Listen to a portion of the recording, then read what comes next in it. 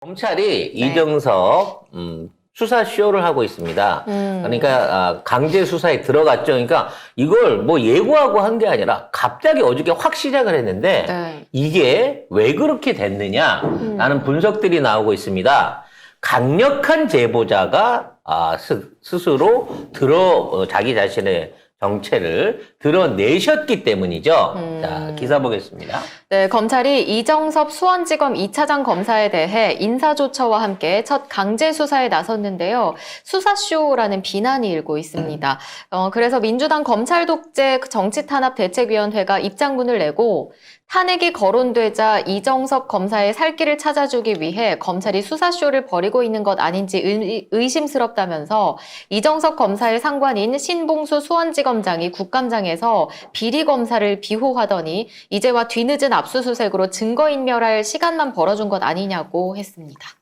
한 달 만에 압색하고 그 전에는 뭐라고 했어요? 뭐 검찰총장까지 나와가지고 뭐 나를 탄핵하라 이러고 뭐 한동훈은 뭐 하루에 뭐 한 명씩 탄핵할 겁니까? 뭐 이런 식으로 얘기했잖아. 저 깐족이 진짜 얄밉다. 너 검사했으면 계속 했겠다. 야. 진짜. 깐족거리는 거 진짜 잘합니다. 남을 빡치게 하는 방법을 알기 때문에. 쟤랑 한동훈이랑 만나게 해주고 싶다. 붙여주고 싶네요. 붙여주고 싶다. 우리 자웅을 겨룰 수 있게 해주자고요. 너무 자, 화가 중요한 나네. 건 이 처음에 제보가 나왔을 때부터 너무 디테일한 정황들과 정말 이게 사생활에 가까운 증언들이 너무 많았기 때문에 이건 내부자라고 했는데 실제 내부자였던 처남댁이 등장을 한 거죠. 오늘 겸공에 네. 방송을 했는데 아마 이분이 뭐 오늘 나온 건 아니고 이거 녹화 방송이라고 하니까 그 전에 인터뷰를 했겠죠? 네. 그 인터뷰가 녹화가 됐다, 방송을 앞두고 있다는 걸 알고 부랴부랴 급하게 이걸 덮기 위해서 수사를 시작한 것 같습니다. 그렇게 한 게 아닌가라는 의심이 드는 게 그동안은 뭐 이재명 뭐 비호하려고 이재명 수사하는 검사 왜 탄핵하냐 이런 식으로 막 미친 듯이 몰아갔단 말이에요. 근데 갑자기 이제 와서 한 달 만에 수사를 한다? 이상하지. 왜냐하면 이분이 지금 내세우고 있는 증거들 중에 가장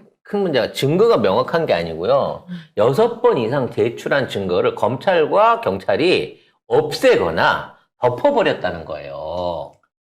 경찰이 계속 수사를 안 해주고 뭐 아예 변호사들은 이걸 수임 안 하려고 그러고 하여튼 어떻게 이런 세상이 다 있나 몰라. 외부적 압력을 통해갖고 심지어 본인 이제 이혼 소송 중에 별거 중이시겠죠. 쫓아와가지고 남편이랑 검사가 쫓아와가지고 협박까지 하고 갔다는 거야.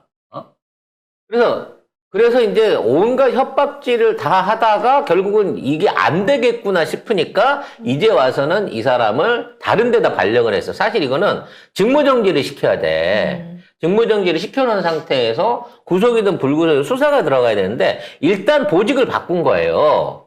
그래서 지방으로 보내놓고 난 상태에서 수사를 한다고 하는데 이 수사를 통해 가지고 얻을 수 있는 증거가 뭐가 있겠냐고. 아니, 그리고 이거 의혹을 제기하고 한 달입니다. 한 달인데 가만히 있다가 아니다 하다가 압수수색 한 달 만에 뭐 다 할 거 다 했지 그러면 뭐 거기 무슨 어디 수사할 때 했지? 저기 골프장 압수하고 했잖아요. 근데 이정섭 검사에 대해 핸드폰 압수했다는 소리 들어봤습니까? 핸드폰 내역 압수 안 했고요. 지금 제가 그때 얘기 드린 적 있잖아요.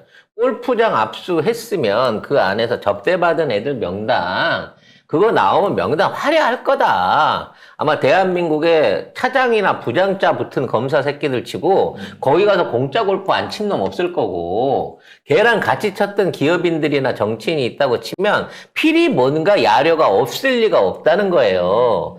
문제는 이런 로비 정황도 문제지만 가장 큰 거는 수사 요청에 대한 증거를 인멸하거나 이에 대한 수사를 덮으려고 했던 행위 자체가 크다는 거야. 이건 검사로서 절대 하면 안 되는 거거든요. 지금 이정섭이 하고 있는 거는 윤석열이 지 마누라랑 처갓집 지켜주기 위해서 이 직권 남용했던 거랑 똑같은 사이즈인 거예요. 작은 윤석열 같은 짓을 한 거야, 얘가. 근데 검찰이 다 이런 짓을 하고 다닌 것 같아 보니까. 안 하는 놈이 없는 거죠.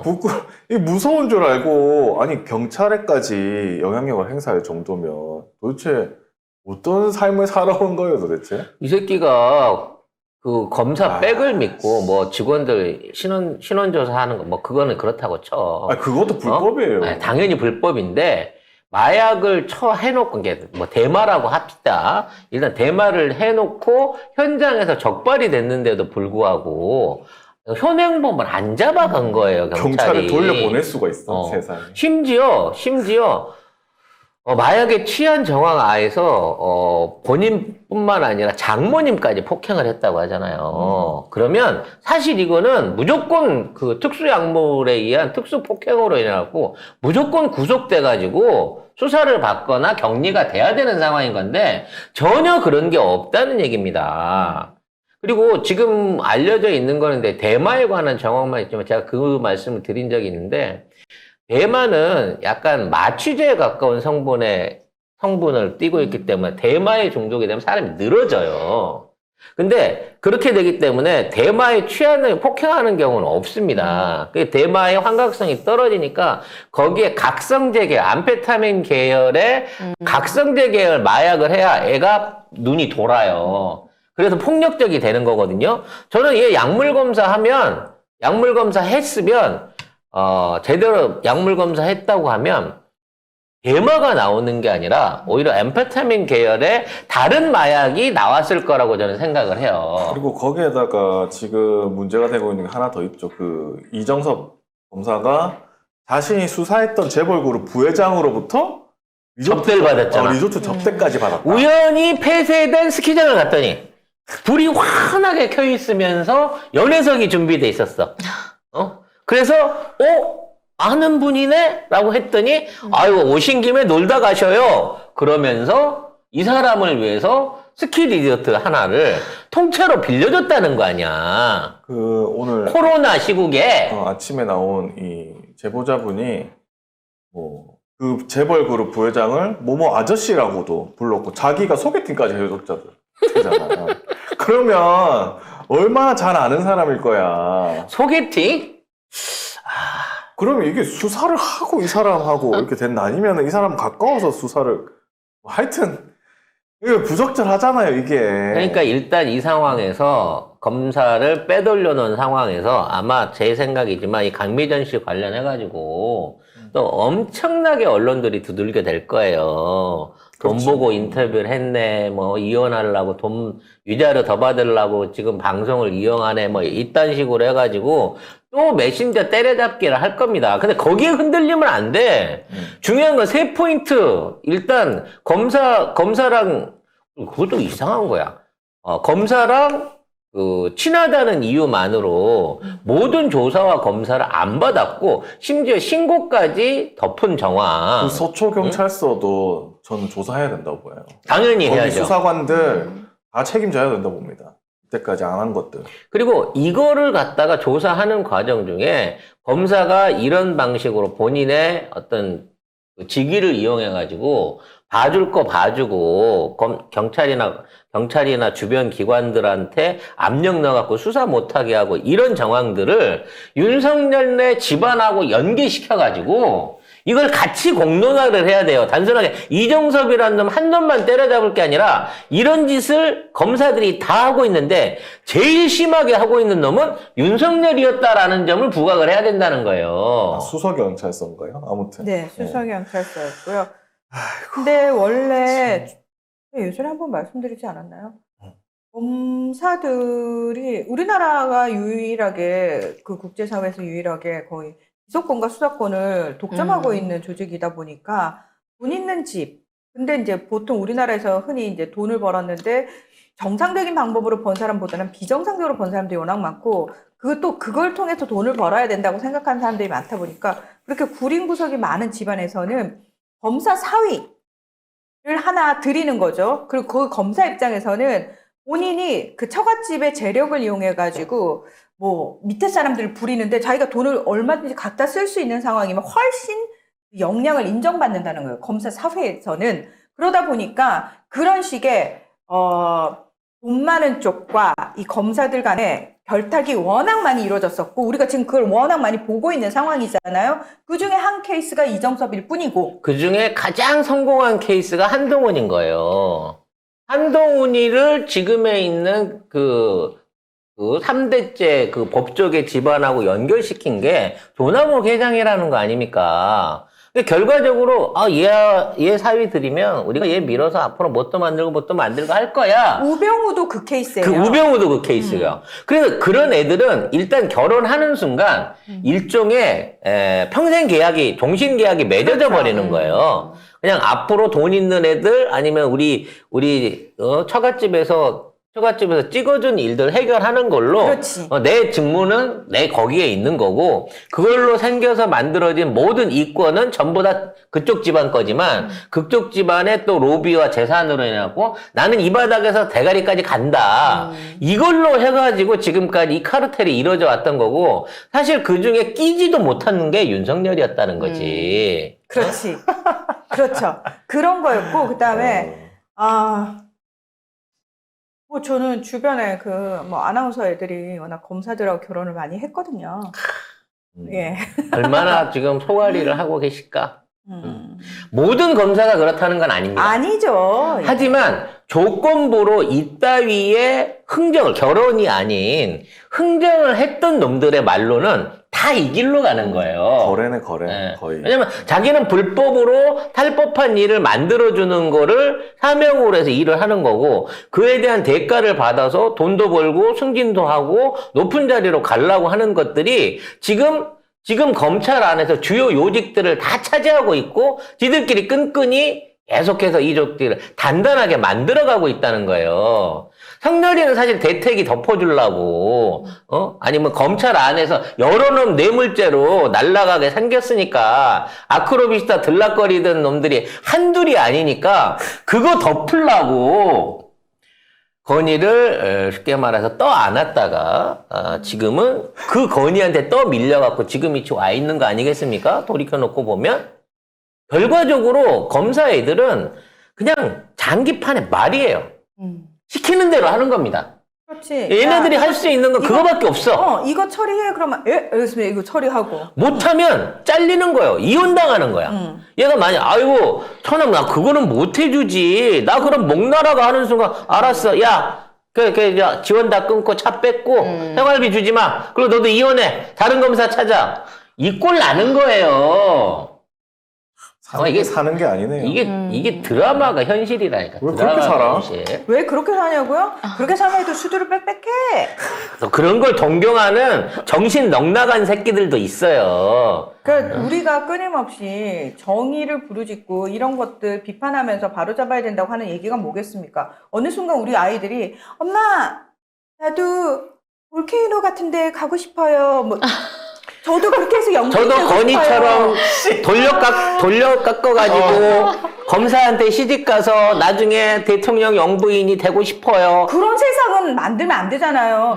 아니 애가 노력도 안 해보고 괜찮아 엄마 돈이나 좀 내놔봐 나도 돌려깎기 몇 번 하면은 나도 영부인 될지 누가 알아? 이런 얘기를 하는 세상이 오면 안 되는 거잖아요. 우리가 그건 정상적인 세상이 아니고 모두가 다 그런 얘기만 하고 있으면 그 나라가 제대로 돌아가겠습니까? 댓글에서 그 결혼이 행복하겠냐라는 여쭤보는 분이 있는데 네. 그걸 행복하려고 했겠어요, 걔들이?